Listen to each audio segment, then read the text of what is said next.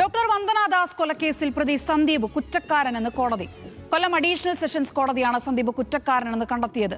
ഇയാളുടെ ശിക്ഷാവിധി വെള്ളിയാഴ്ച പറയുമെന്ന് കോടതി അറിയിച്ചു.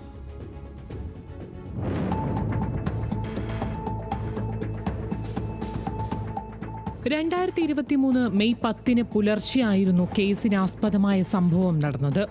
വൈദ്യപരിശോധനയ്ക്കായി പോലീസ് കൊട്ടാരക്കര താലൂക്ക് ആശുപത്രിയിൽ എത്തിച്ച പൂയപ്പള്ളി സ്വദേശിയും സ്കൂൾ അധ്യാപകനുമായ സന്ദീപ് ചികിത്സാമുറിയിലുണ്ടായിരുന്ന വന്ദനയെ കത്രിക ഉപയോഗിച്ച് ക്രൂരമായി ആക്രമിക്കുകയായിരുന്നു.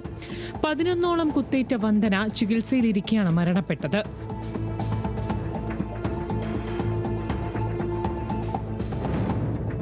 കൊലപാതകം നടത്തിയ സന്ദീപ് ജയിലിലാണ്. കേസിൽ 70-ലധികം സാക്ഷികളെയാണ് വിസ്തരിച്ചത്. 22 തൊണ്ടി മുതലും 207 രേഖകളും കോടതിയിൽ ഹാജരാക്കിയിരുന്നു. പ്രതിക്ക് മാനസിക രോഗമുണ്ടെന്ന വാദം നിലനിൽക്കില്ലെന്നും ജയിലിലെ ലൈബ്രറിയിൽ നിന്ന് സൈക്കാട്രി പുസ്തകം വായിച്ച് പഠിച്ച ആളാണ് സന്ദീപെന്നും പ്രോസിക്യൂഷന് തെളിയിക്കാൻ കഴിഞ്ഞു.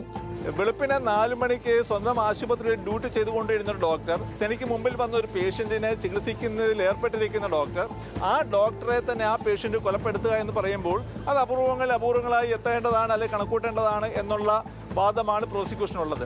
ഒരു ഹോസ്പിറ്റൽ തന്നെ ഇപ്രകാരം ഒരു വലിയ കുറ്റകൃത്യത്തിന് വേദിയായി കണ്ടെടുത്ത അല്ലെങ്കിൽ തിരഞ്ഞെടുത്ത ആ പ്രതിയുടെ പ്രവൃത്തിയും അപൂർവത്തിന്റെ പരിധിയിൽ വരുന്നത് തന്നെയാണ്. വിധി വന്ന ശേഷം പ്രതികരിക്കാമെന്ന് വന്ദനയുടെ കുടുംബം പ്രതികരിച്ചു. ജഡ്ജ്മെന്റ് ആയില്ലല്ലോ, നമ്മൾ കയറി അതിൻ്റെ കയറി നമ്മൾ കയറി കോടതിയുടെ കയ്യിലിരിക്കുന്ന 17-ാം തീയതി മറ്റന്നാൾ അതുവരെ നമുക്ക് വെയിറ്റ് ചെയ്യാം. സത്യസന്ധമായി കേസ് അന്വേഷിച്ചെന്നും പ്രതിയുടെ മാനസിക നില പരിശോധിക്കുക എന്നതായിരുന്നു ആദ്യ കടമ്പയെന്നും അന്വേഷണ ഉദ്യോഗസ്ഥൻ DYSP ജോസ് അറിയിച്ചു. അതിലേക്ക് തെളിവുകൾ ശേഖരിക്കുക എന്ന് വളരെ ശ്രമകരമായിരുന്നു. കൊല്ലം ജില്ലാ ക്രൈംബ്രാഞ്ചിലെ ഉദ്യോഗസ്ഥ നിലയ്ക്ക് എന്നെ ചുമതലപ്പെടുത്തി എൻ്റെ മേലുദ്യോഗസ്ഥരിൽ അർപ്പിച്ച വിശ്വാസവും എൻ്റെ കൂടെ ഉണ്ടായിരുന്ന ടീമിൻ്റെ വളരെ ശ്രമകരമായ കണ്ടിന്യൂസ് ആയിട്ടുള്ള പ്രയത്നത്തിൻ്റെ ഫലമാണ് നമ്മൾ ഇന്നിവിടെ കാണുന്നത്. പ്രതിക്ക് കടുത്ത ശിക്ഷ ലഭിക്കുമെന്ന പ്രതീക്ഷയിലാണ് പ്രോസിക്യൂഷൻ. ന്യൂസ് മലയാളം, കൊല്ലം.